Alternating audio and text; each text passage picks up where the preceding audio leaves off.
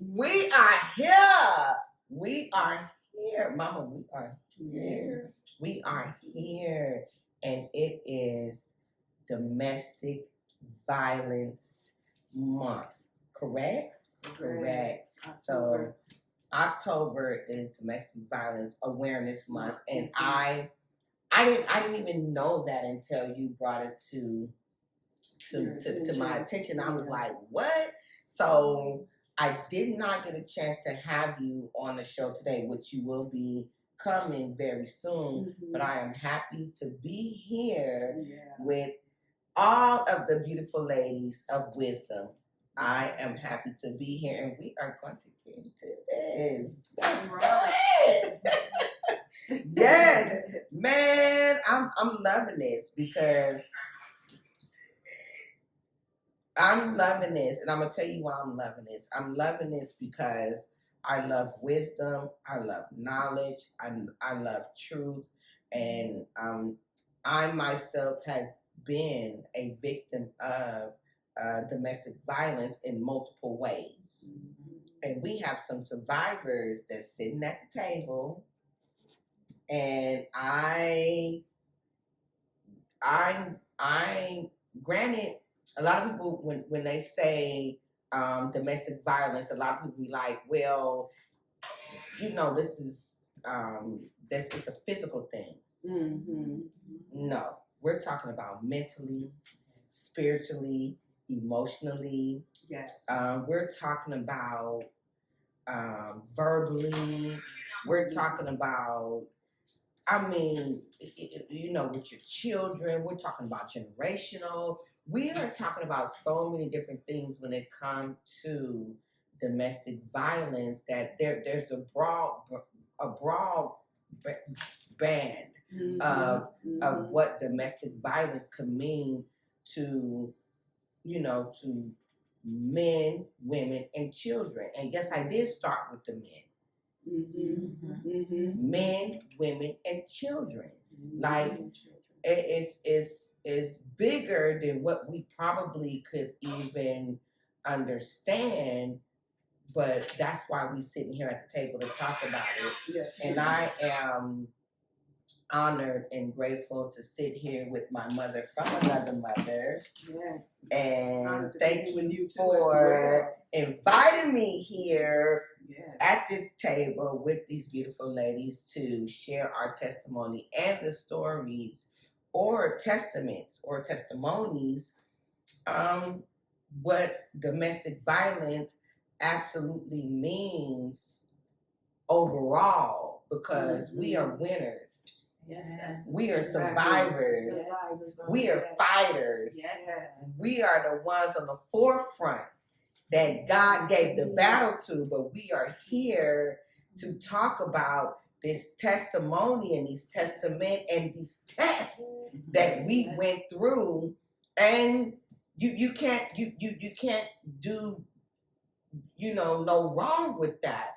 And sometimes people are very, very afraid, and I have been one of those, and that ties into suffering in silence as well. Yes. So I'm excited to be here. We're excited that you joined us. Yes. No. We have so many. We have so many women. Let's talk about that. We have so many women that are actually suffering in silence, and also women that don't even understand that they're in a domestic violent relationship. Indeed. So for domestic violence awareness is to bring awareness, to give you knowledge of what that looks like, what that feels like. To everybody it is different. In my situation, domestic violence went through all stages. The verbal, the emotional, the physical, all of them. I experienced all of them on different levels, and I think that because we're as a generation and a people that are subject or used to or accustomed to pain, sometimes we put ourselves we are in that painful situation, and we believe that, this is what I found out, because sometimes we get out of a painful situation and we get into another painful situation, but it's not as painful as that one. And we think we safe. We think we done got out of the situation because we okay. Oh, he don't do me like that, but he do me. But like he do me like this. Yes, but I can take this type of pain. You know, because sometimes we do. We exchange pain for pain, and that's why a lot of times we get caught up in a web. You know, in a cycle. You know, because I can say with my testimony, it wasn't like one relationship, it was 3 relationships. You see what I'm saying? 3 different, and it escalated, you know, until it got to that, the last straw. Well, I can't say the last straw was physical. The last straw was, it affected my children. And see, a lot of times we don't know that. Yes, and it affects your children. A lot of times we don't know that our domestic abuse, and I'm going to use the quotation marks because a lot, when it's violence is violence. It is. Abuse is abuse. Yes, it is. No matter how you can't chop and screw that. You know, if somebody telling you you're ugly, come on, but they love you too. Come on, that's it. If somebody tell you, come on, tear you down, come on, you need to go. Your titties is sagging. Come on, be real. If somebody telling you you need to, I ain't know what. But you wanna keep having sex to me. You wanna keep loving on me. You wanna keep kissing on me. You wanna keep being don't in nobody my else face. want you. But don't nobody else want me. Come on. But don't nobody else want me. But you wanna keep telling me what I'm not. Come on. So it's like I did not find this out until later in my life, and I'm still learning. I've only been single, like really single with no heartache, no pain, for the last 2 years, 2.5 years. But for Jalen, what is he? He's 13, he'll be 14. For 13 years of my life,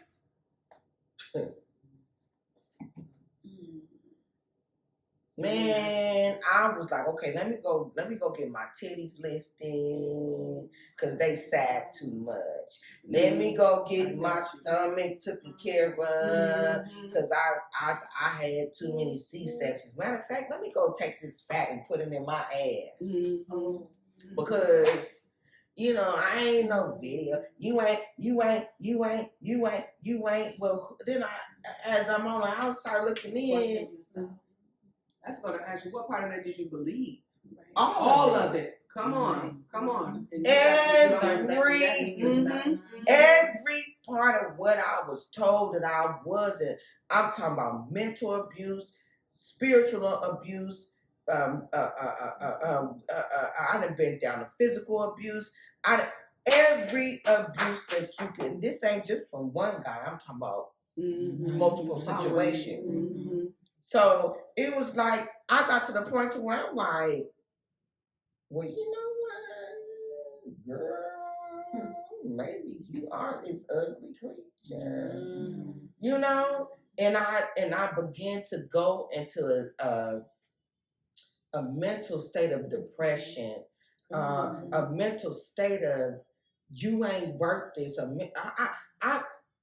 talking about mentally, spiritually, emotionally, physically, just broken from somebody that you love or that say they love you, tell you what and then you try to rebuild, you try to create what they want you to be.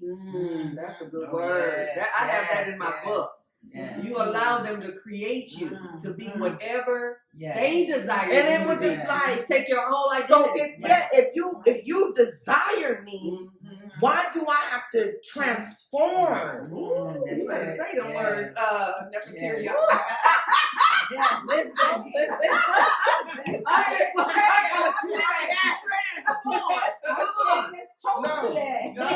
I have to transform? Why do I have to become something that you created? When you started loving me, I was already created. That's it. So Can I answer that though? Yeah. They're their own insecurities. It's fear. Yeah, but It's it ain't just men it ain't just women on the men's side. It's men on the women's side, and it's also children. Oh yeah. So But people can only give you what they have in them. So if I'm an insecure person, I can only project that insecurity. I can't project confidence because I'm not that person. And then I'm like, if you find out who you are, then you're gonna leave them. Say it again. Come on. If you And find out you who find out who you are, you're gonna leave them. Exactly. They don't want you to know your worth. Yes. It's about your worth. They're threatened by that. And so, listen, I'm threatened by something. What do people do when they're threatened by something? They try to tear it down.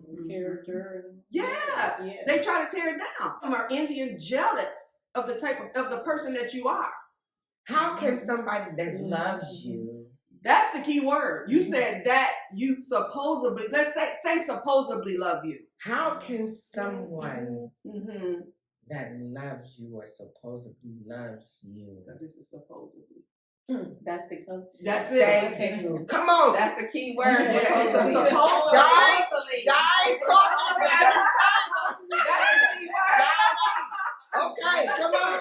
Y'all not talking about this table. Come on with your testament. Yeah. Come on with your. Supposedly. I'm gonna need y'all to talk about this table. They in that make believe like you supposed to. They playing Barbie and Ken, you know, in that make believe world. You just what you supposed to be. Because love, when you really define love, we talked about that the other day.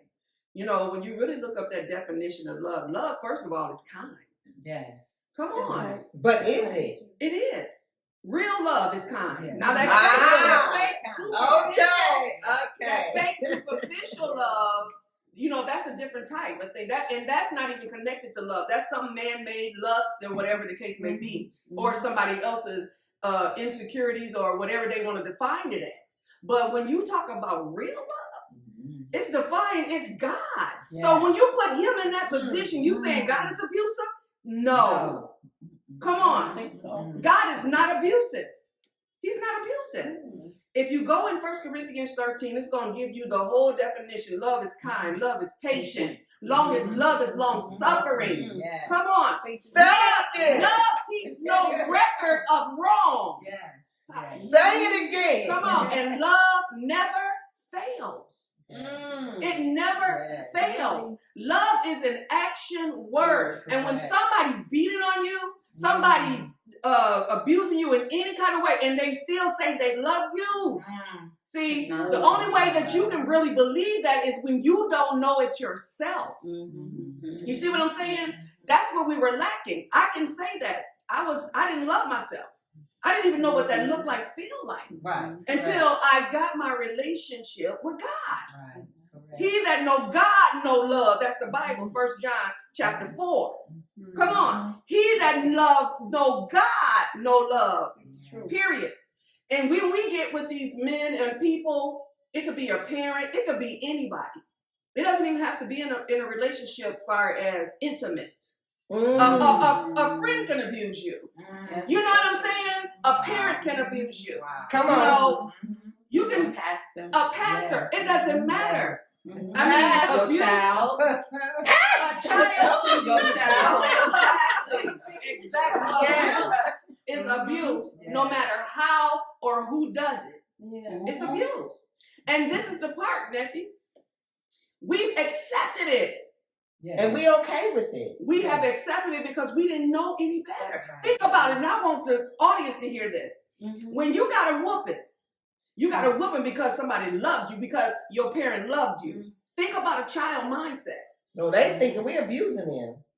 No, to me, To me, I'm accepting that because my mama beat me because she loved me. You see what I'm saying? Nowadays, My mama beat me because she loved me. Think Mm-mm. about that. Just think about that as a child in your mind. So when a man beat you, he loved me. It's love. Wow. Because that's what I was saying too. Like when in my situation, I mean, I've been tore down, beat up, whatever, and that's all I know. I don't even know what real love looks like, feels like. I've never known. I'm 59 years old. I've never known what love feels like from a man. Not even, relatives, but it's just the man, to have a relationship with. I don't know what love looks like or feel like because every man that's been in my life has hurt me. As far as boyfriends like that, they've hurt me, they abused me, they took my heart and just crumbled it. I was with my ex-husband for 33 years. He just walks out my life like I don't want to be married anymore, and just leaves me. So now I'm just looking for love everywhere. And I got into the wrong love on Facebook. I found someone on Facebook and just got into this terrible relationship with this person who just abused me, tore me down, told me I wasn't nothing. I couldn't do anything. If I go in the bathroom, if he didn't hear the bath water moving around, he was banging on the door. What are you doing in there? When you come out, I'm going to get you. If I don't hear that water moving in 5 minutes, I'm coming in there. And it's not going to be pretty. Because I know you're doing something. I know you're with somebody else. I could see. So let me ask you. Wow. Let me ask you this. That goes back to men being abused. Right. What triggered him to do that? Because let me tell you something. I have quite a few friends that are men that get bullied and abused by their women. And they still there. And they still love them. And they still and then guess what they end up doing? Murder, suicide. Wow. Or they take the ultimate way out.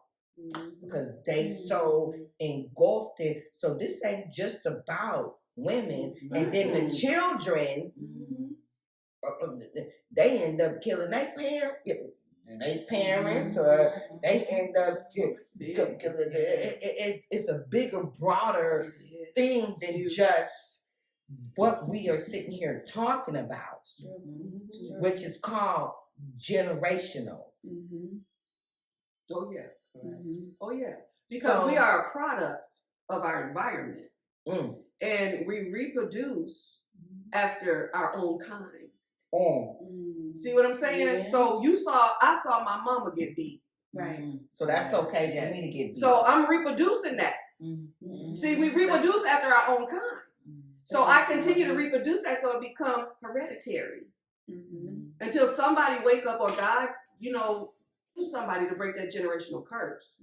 Because most of the times that people are abused, you can go back into their history and find out that their mama was abused, their grandmama was abused, or if it's a guy having a dominant mama. Yes. Why he said accept abuse because his mama was dominant. And that was love. See, that's what I'm trying to say. You got to think about this, but I love you. I'm beating you because I love you. Up a slave mentality, to beat their self-esteem down so they can do what? Control them. That's the same spirit. That's the devil. That's what the enemy does. He gonna beat you down so low so he can what? Have power over you. That's where it comes from. That word power is strong. It is. Very strong.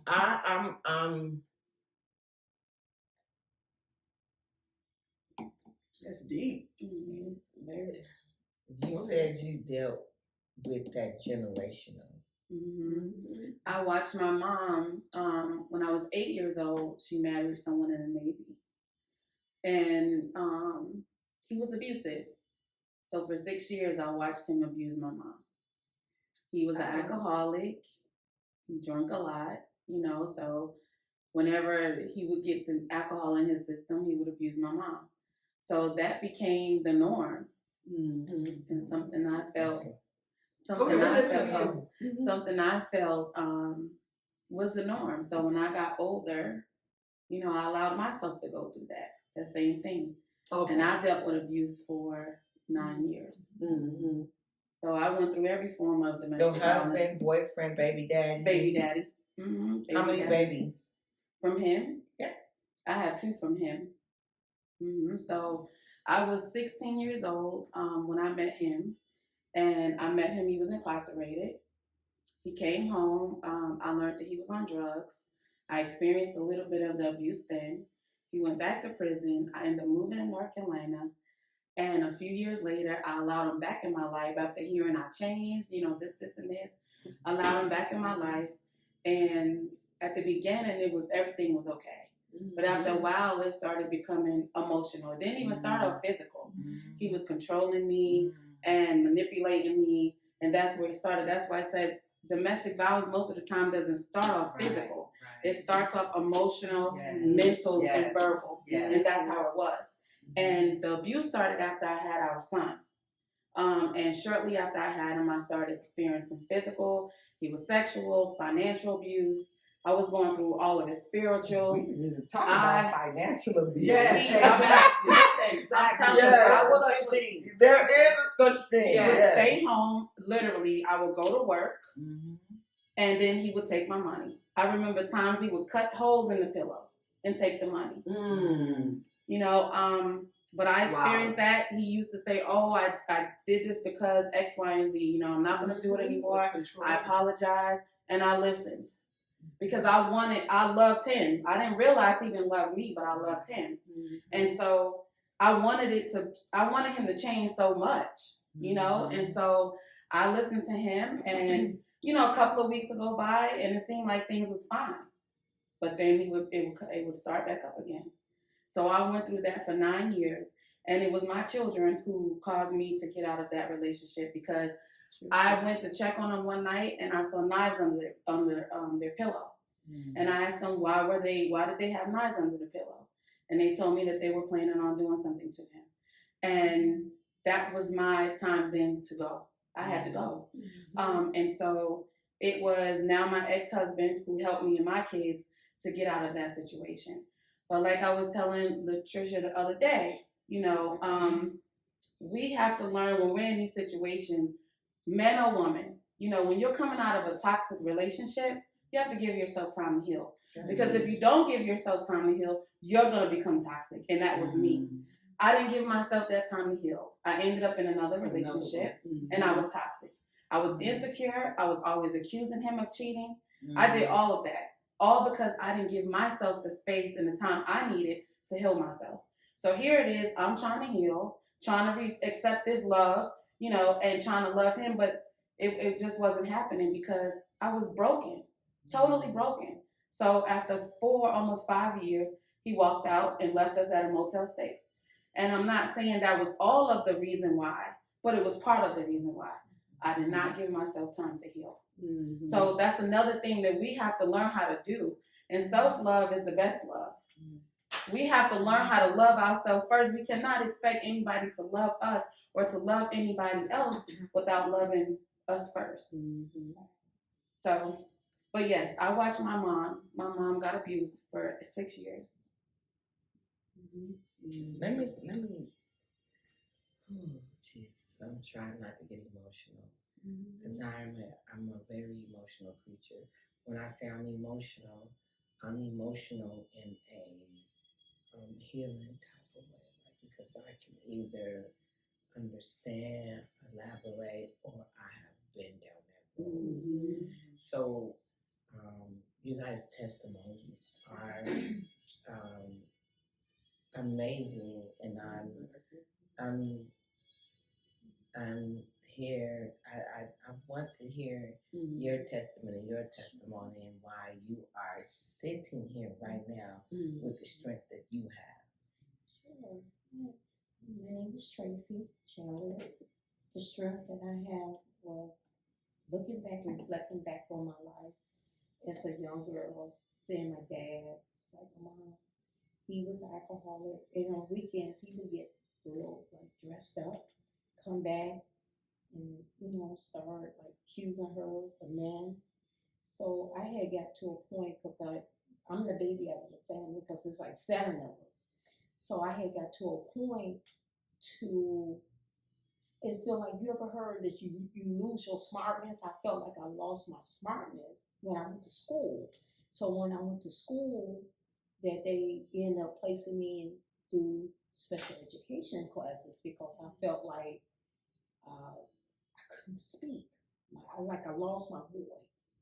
And when I lost my voice, and they told my mom she can't speak, so they would put like rubber bands on my tongue to help me pronounce my words.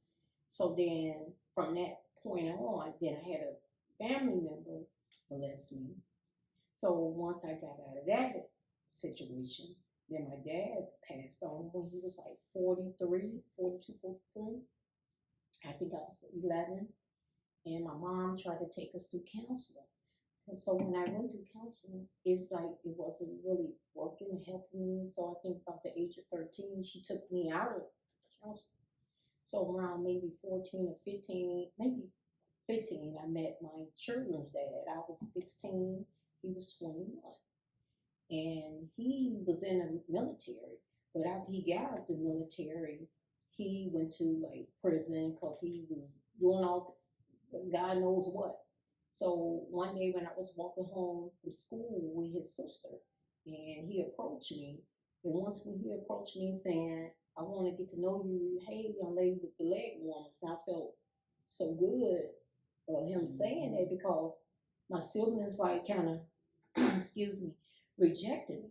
My mom, I was a key latch child because all of them was grown and moved out. So when he said, well, I love you, then I ended up getting with this older guy, 21. So he ended up starting me for marijuana, speckled eggs, black beauty, marijuana. Then long after that, crack cocaine, and also from crack cocaine to coke. It was like, no, not coke, heroin. I was too scared of needles. So we would freebase it. And that's when he started selling my body. And when he started selling my body, and I told him I cannot have sex with these different men, he would bring it to our apartment. So one guy said, your ex had said you gotta pay up. He had a 38 down my head. And I said, well, you don't do what you gotta do because I'm not gonna do it. I'm not gonna give you no head or anything like that. So he said, this is personal. I'm gonna get your ex. So not long after that, I went into cardiac arrest and I almost died. I was in intensive care. So then I ended up, that was my breaking point to get away from him. But after that, I moved back home with my mom, make a long story short, and then I got into another abusive second marriage. But he didn't get me on drugs. He was on drugs, and it was like, that was my breaking point, because I was afraid to live alone, but you thinking someone loved you, but then you get with someone else, that it was my breaking point from there to get out of that relationship. When I was in my late 40s, I got with him when I was 26. And when I got out of that, I escaped and moved here to Atlanta in 2013 when I met you. So abandonment even is a form of abuse when you abandon your children that, as children, we don't understand. And I just want to put this out here because once you really get conscious of that, be mindful of who you bring around your children. Stop being selfish and thinking that it's about your happiness. It affected my children. See, I'm serious. That abusive and those relationships got to the point where my children were hurt. My children were wounded. I still have children right now that's still affected by my choices. Ladies, talks about men, exactly. Let me tell you, my children said, Mama, don't you bring no man up in here until we move out and be in college and go live our lives. I'm telling you. And they mean that. Till this day, in my flesh,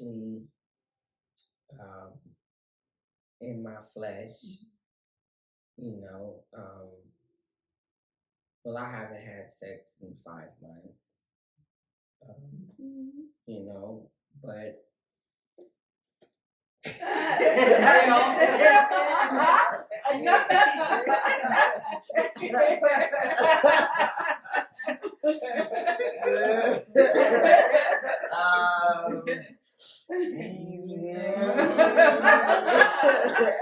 but 15 years for me. you, oh God. Lord, Wow. give me the strength. He will. Yeah, I And understand. he will. He will, because he. It's It's literally, been the best 15 years of my life. yeah, it's Learning literally, But go it's ahead. literally been 5. No, actually, I have not had sex since last year. Mm-hmm. You know, I've had some type of sexual, but not. We're going there, huh? No, but no, I literally have not Right. like penetration or nothing like that. And What about being abused? like Sexually abused? Because like, even I literally that, No, let me tell you something. I thought I was abusing myself because I'm like, why am I afraid to be alone? Mm-hmm. I was like, I was like, ooh, I'm laying in this. I'm like, and then I'm scrolling through my phone. I was like, and I had nobody to call. I was literally like, well, I guess I better just go to sleep.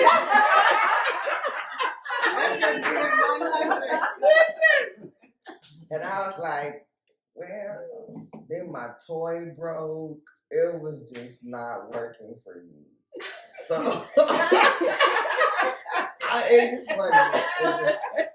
it wasn't working for me. So I literally have learned what I'm learning to do is not only learn how to be alone, but not know that I'm alone. I'm learning my children more.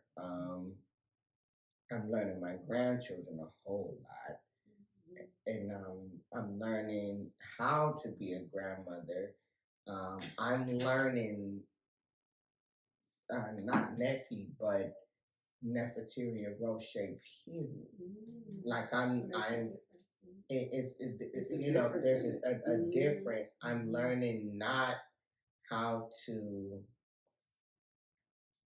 be a clown, nor entertain a clown, nor give them the money for that, but you don't understand who I am.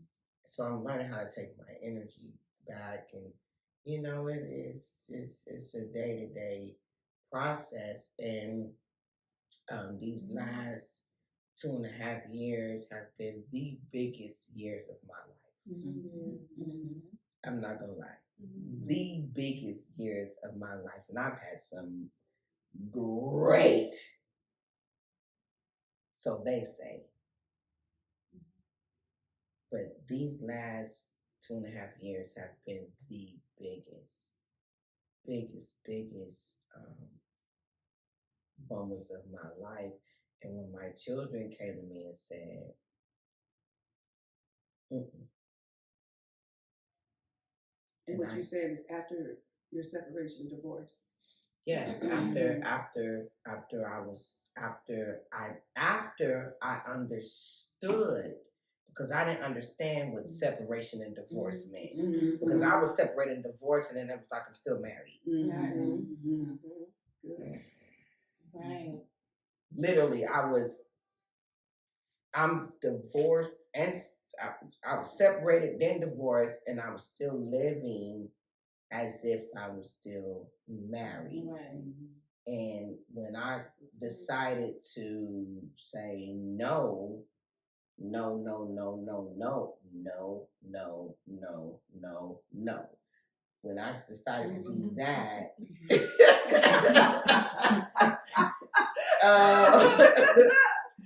hey, and then I started looking at me. And I haven't looked at me in so long that I didn't even realize I didn't even realize that I have any kind of, features in my face or, losing weight. You didn't realize how beautiful you were. I didn't realize nothing about me. Mm-hmm. Nothing. How beautiful you were. Nothing. And then when I seen it, I still didn't accept it. Mm-hmm. And then when I seen it, I still was comparing myself to other entities and saying, well, who am I? What am I? Who am I? What am I? Why? Who gone? Yes. Who? Yes, he is. Somebody gone too. Yes. You know what I'm saying? No. Like, why me? Who? Mm-hmm. I ain't nobody. Yes, you are. I ain't got no this. I ain't got that. I ain't got that. Who gone? So. And she would say that all the time because I would be trying to speak life into her, but those negative things have been programmed in her mind so long, So I'm here to tell you that my testimony is real. It is. I had to gain my life back. I had to gain my strength back. I had to gain my authority back. I had to gain me back. So I get it. So that's why it's so important. And yes, I'm a crybaby. I'm just holding them back. Exactly. Me too. I am too. I'm just holding it back. It's real. It's real. It's so important. You share your information. So my name is Nikki. I'm an author of 4 books. And my first book, How I Made It Through for Your Glory, is now in production for a stage play. So I am so happy about that. How I Made It Through for Your Glory is about what I went through after my husband left me after 33 years. And I just tell you the story of the pain and hurt that I went through. Like, I tried to take my life because it was hurting so bad because I really truly loved this man. I was faithful to this man for 33 years. I didn't look at another man, didn't want nobody else. He made me happy. And then he just started the cheating thing. So, So with that, then my second book is The Journey Continues. This is based off the first, just telling you still how I'm going, progressing through life without having someone in my life. Then my third book is called Shh, Don't Tell. And this is about when I was a little girl, I was sexually abused by a family member from the age 8 to 12 or 13. Yeah. I mean, straight up sex, with me. So I tell a story to help other people, help parents to, to talk to their children, and because that really took a toll on my life. I didn't forgive that person until I was in my 20s. I had nightmares, just things he would do to me in the car, and it was terrible. And then my last book, who just came out, is called The Narcissist in Me, and this is the relationship that I was abused in. Physically, mentally, he used to just take my arm and just crush it with the door. I had swelling. I lost activity in my fingers for like 3-4 weeks. I passed out because I was so mentally just drained because the fighting and the fussing. He wouldn't let me eat. I couldn't eat. I couldn't wear certain things. Yeah. He just took me. He just tore me down.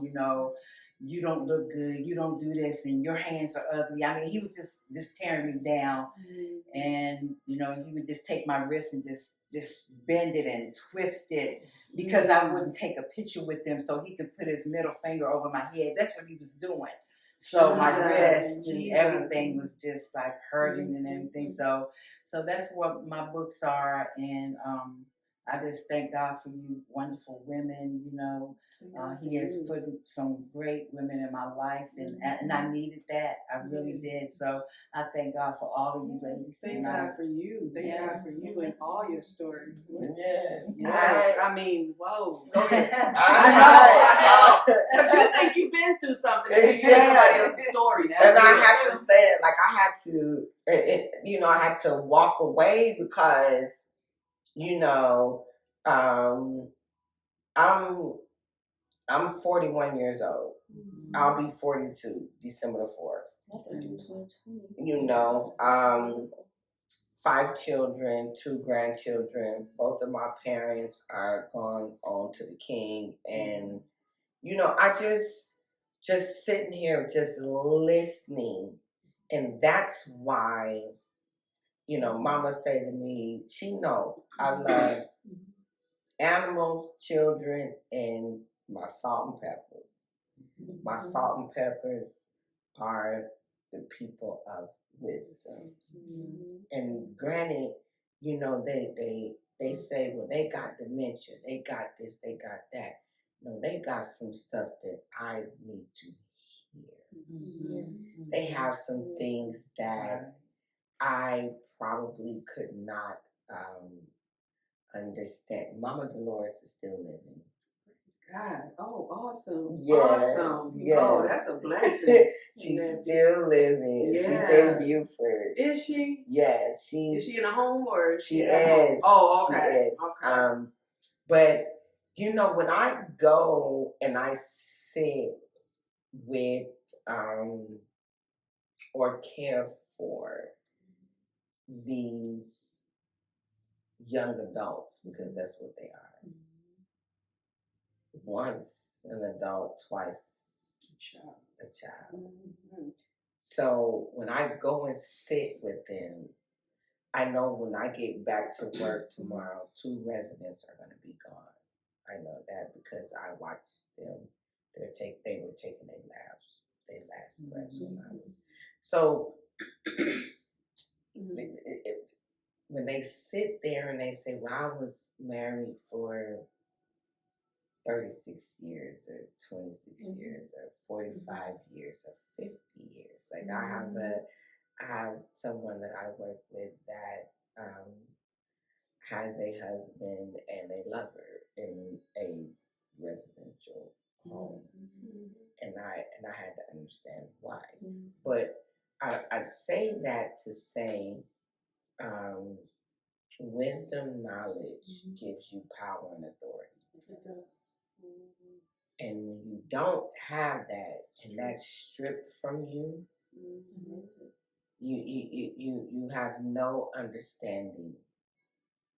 You have no understanding where you are, where you're supposed to be, where you need to be, or where you even forget what you prayed for.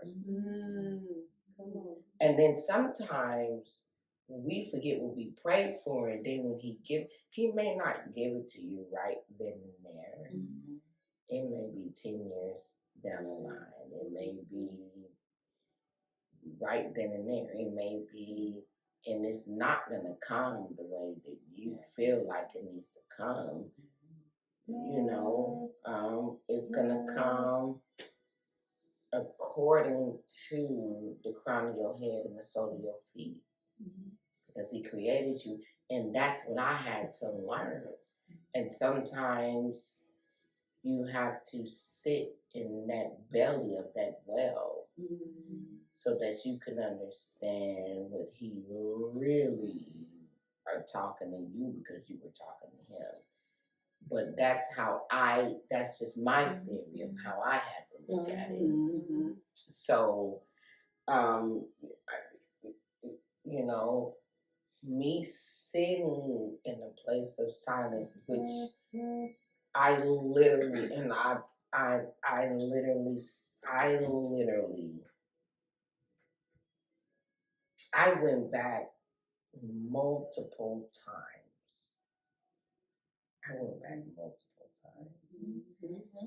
Especially after my father died. I went back and was like, let me regain,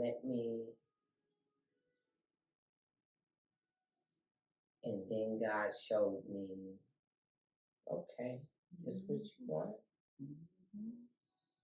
Now there's a new baby. My daughter is, speaking out. It's multiple things that I could say, and I was like, wow, this is what I had. This is what I would have been dealing with. And I'm not afraid to say that. What I was afraid to do was share my truth. Because I don't want to be judged. I don't want to be ridiculed. I don't want people to be like, that's the key.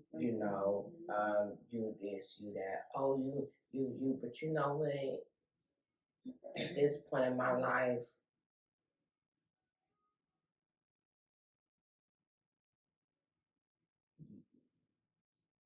you probably worse off than me. Mentally, spiritually, emotionally. You probably your silence is probably worse than mine. So I'm glad that I can say me too, you too, you too, you too, you too, you too, you too, me too.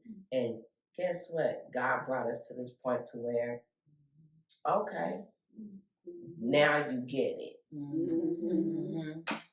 And we had to get to our rock bottom to get it. Yeah. And right, and that's what's wrong with our community. And and this is not for camera. I could give a F less about camera. This is real. This is real talk. Real talk. Oh, Let me tell you, the depression that I went into, the low self-esteem I went into when they diagnosed me and put me on medication, and I was like, I'm not taking this medication because when I took it I couldn't function.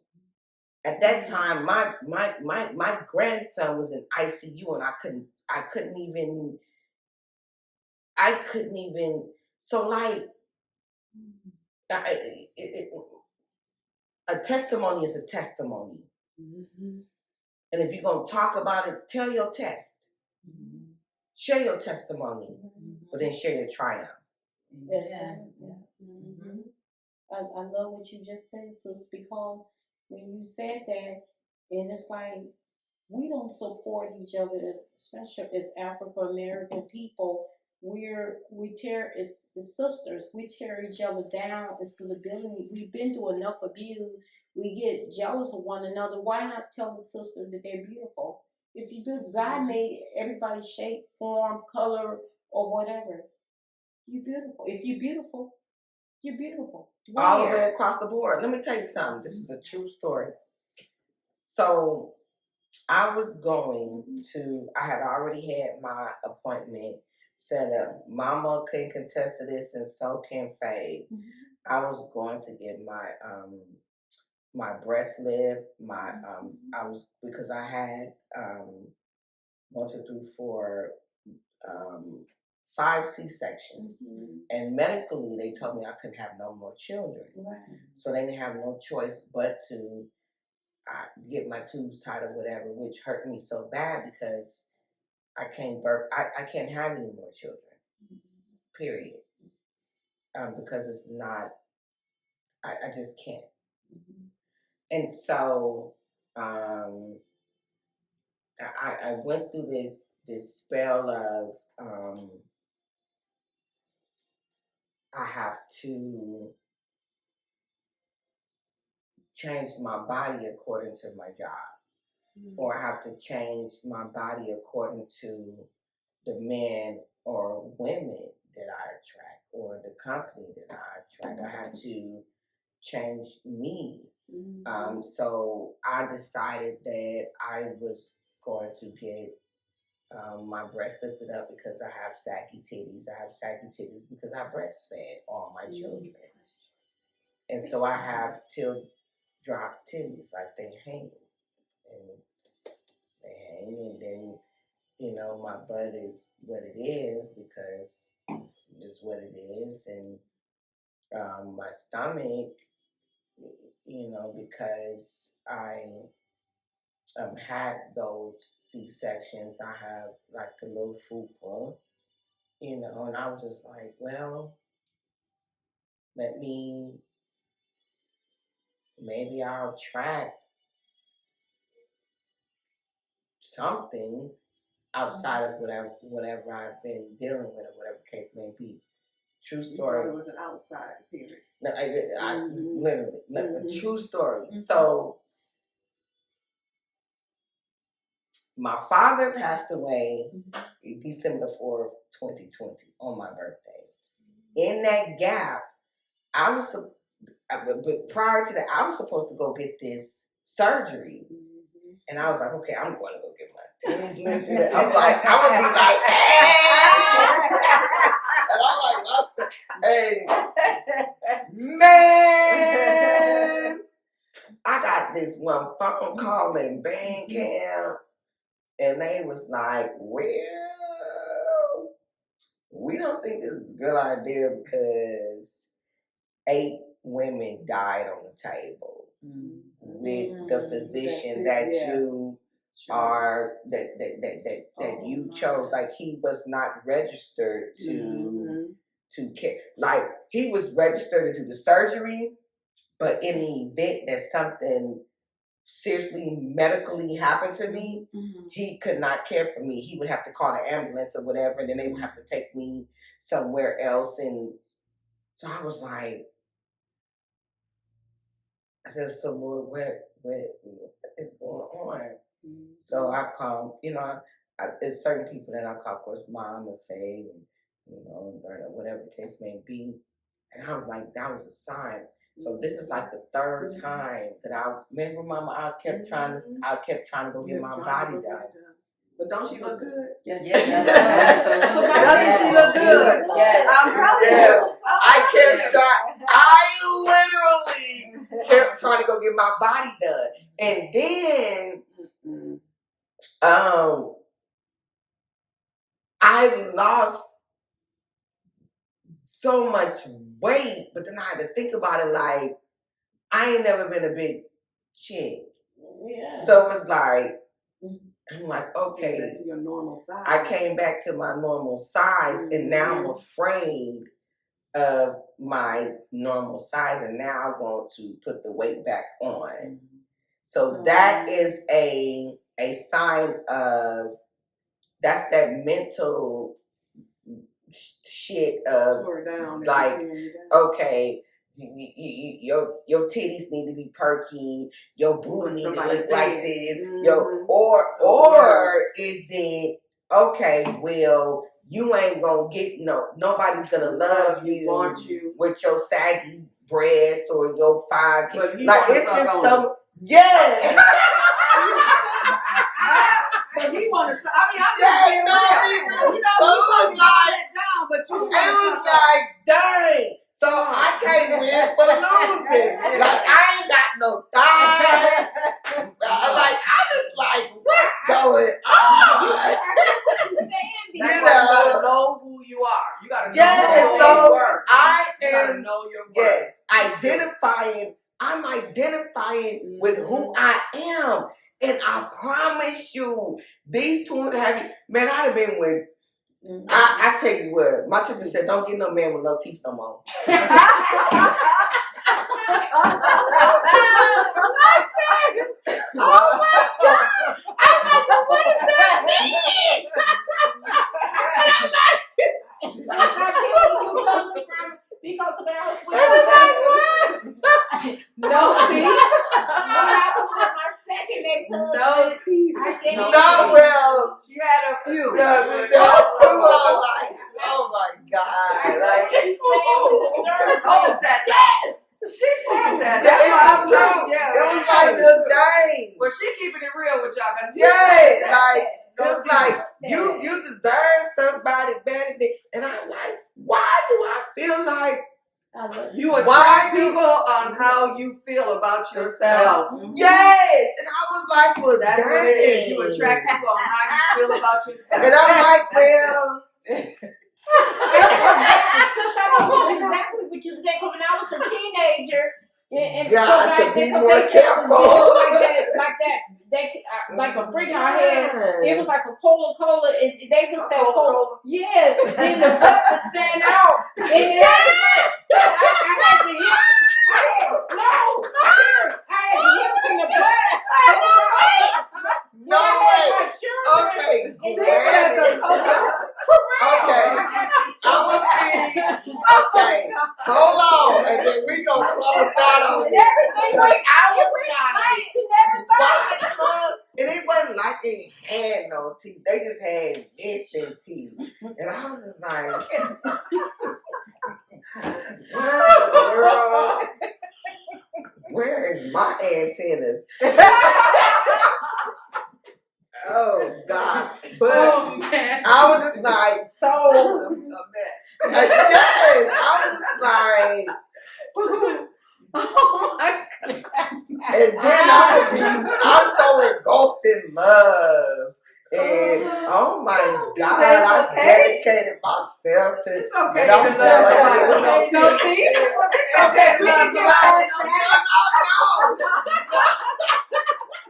But this is this is a real truth. Like I was just like, damn, do I not think that I supposed to like no ma'am. I was thinking something else when she said no teeth. Listen, I said no teeth on this. I have two.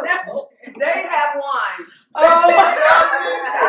Did you know what I was thinking? I don't know about said no sucking a teeth. nacho. You talking about sucking a nacho? No, Oh. that's not. Look, too much.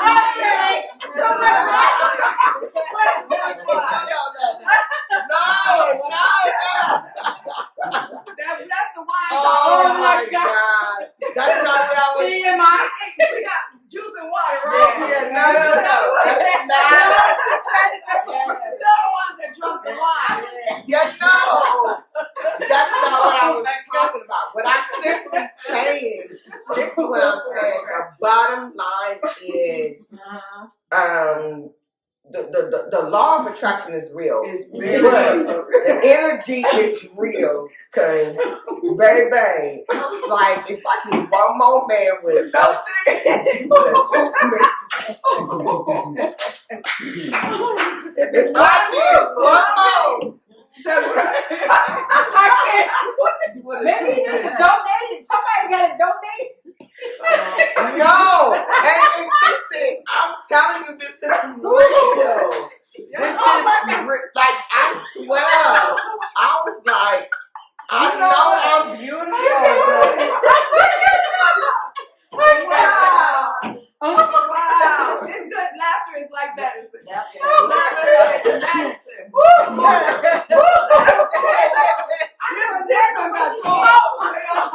But when you said, It's the line I'm playing from the hey, donate, Oh, yeah. hey, don't like. I'm gonna be quiet. When the pandemic hit, that it was popping. when you said that there, Okay. get depressed, because I wanted to have the same surgery. I ain't lying. Why you got tears in your eyes? 99 club wanted to have Cause the I'm like, same ain't nobody gonna surgery. suck I these wanted to have nipples that from the look bottom. in the butt. But you know what? Because I had a blood clot, prior to the doctor said we can't do that because you was sick with the blood. I said, I just want it back like it was. I said, my children owe He me. said, we can't do that. Listen, I'm trying to tell you. You is silly. Let me say this. The greatest thing Oh my God. is this right here. Oh yeah, most definitely. Most Yeah, definitely. this is real. I'm praying Oh that my God. Look at that. No, listen, all we gotta say is these some breastfeeding boobies. That's what this is. I ain't even decided to share another thing. You know what wine. No more wine. All right. Mama, Y'all okay. good. Y'all good. Y'all Okay. good. It's all in Lord It's all in Jesus. It is all in fun. Listen. Now listen, let everybody say their last. What would you all tell? Look, I can't even go there. Y'all are silly. Go ahead, baby. Y'all are silly. Y'all can't tell people nothing. We ain't gonna give no last word. They can't even say anything. Okay. All right. She got one with a music. Hey, yo, listen. I decided in my lifetime, I'm not choosing no more. I'm telling God, no, I'm not choosing. You know, no settling either, right? No, I'm not But choosing this is the myself. thing. We're victorious now. There's no bitterness. We've overcome all of that whole situation. That's why we come to share awareness. Look, awareness. So that if anybody else is in that situation, in any type of domestic violence, any type of domestic violence, or a victim of domestic violence, you can't even give them the safety. I needed to go. Go ahead, Like laugh. that. Laugh. I'm not even mad because I love to laugh. I'm not even mad about it. Okay. I'm not even mad about it at all. This one here crying. I know it. I'm not mad about it. This is how you're supposed to be. Because you had UCFT. Y'all still on the team. I'm begging. Sorry. Okay. Okay. All right. I'm trying to have surgery with a blood clot leg and said, put my booby in my back like I used to be my butt. And the lady said, the doctor said, but ma'am, you had a blood clot.